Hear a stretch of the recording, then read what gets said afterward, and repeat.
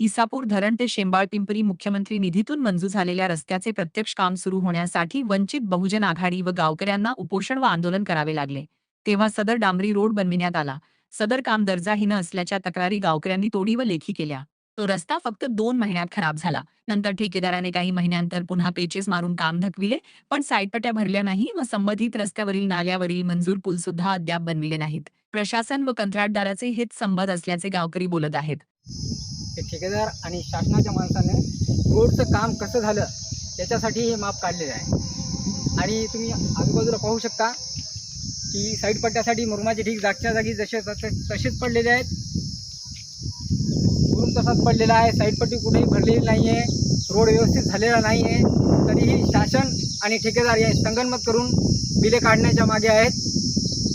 मी शासनाला अशी विनंती करू इच्छितो तुमच्या चॅनलच्या मार्फत की या रोडचे अगोदर क्वालिटी टेस्ट व्हावा, रोडचं योग्य काम झालं की नाही हे पाहावं आणि नंतरच शासनाने ठेकेदाराचं बिल काढावं.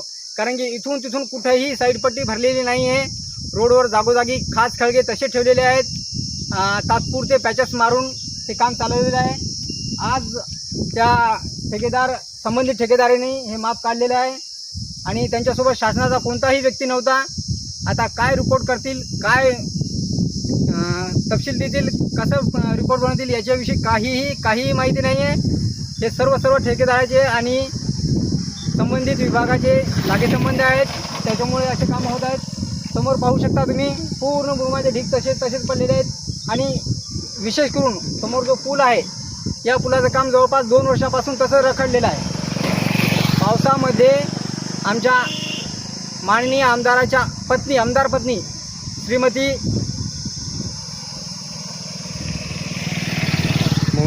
मोहिनीताई नाईक या पावसामध्ये आल्या होत्या आणि त्यांना सुद्धा माहीत आहे की कसं या लोकांना जाण्यासाठी किती त्रास सहन करावा लागतो. पावसाळ्यामध्ये त्यांना जाण्याला आणि येण्याला खूप परेशानी होते.